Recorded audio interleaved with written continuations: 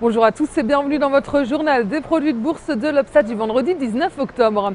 La bourse de Paris se ressaisit in extremis au terme d'une séance hésitante. Elle aligne une quatrième séance de hausse d'affilée avec un CAC en légère progression de 0,22% à 3535 points.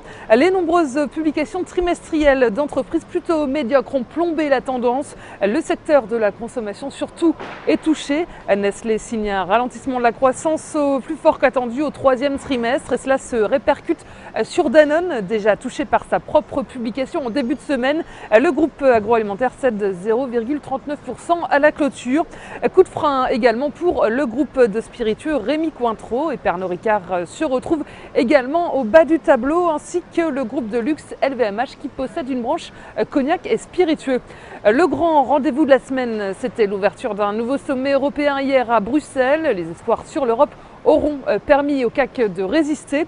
L'optimisme est mesuré, mais les valeurs bancaires profitent de cette accalmie en zone euro.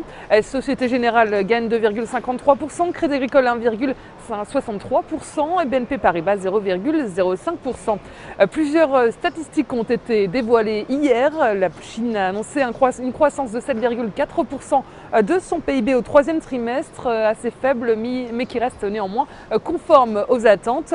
Aux États-Unis, les inscriptions au chômage ont augmenté plus que prévu à 388 000 la semaine dernière.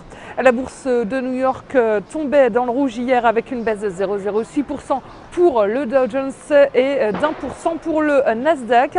Les investisseurs se sont montrés prudents alors que les nouvelles inscriptions au chômage ressortent donc plus fortes que prévu et à l'ouverture d'un nouveau sommet européen à Bruxelles. Wall Street attendait également hier de nouvelles publications.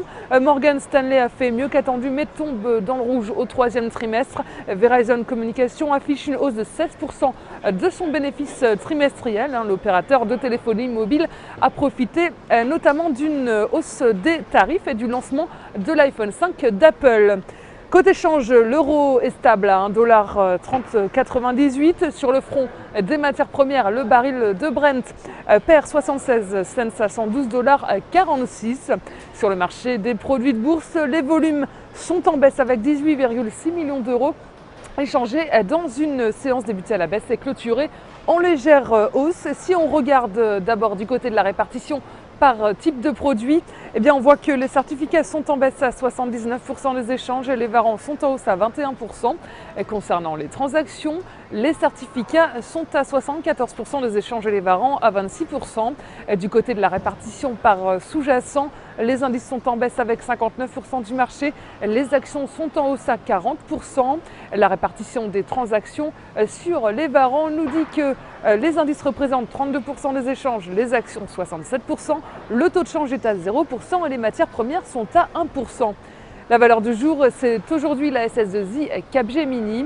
Graphiquement, le titre a buté sur une oblique baissière de moyen terme et valide une figure de retournement de tendance baissière dite en tête et épaule. Tant que le support à 32,80 € n'est pas dépassé, le biais est baissier vers 29,50 € et 28,75 €. La stratégie qui vous est proposée pour jouer cette valeur, c'est l'achat du Warrant Put Capgemini à 2595 T d'Unicredit au prix d'exercice de 30 € et d'échéance au 1er mars 2013. Voilà, c'est tout pour aujourd'hui. Bonne journée et à demain.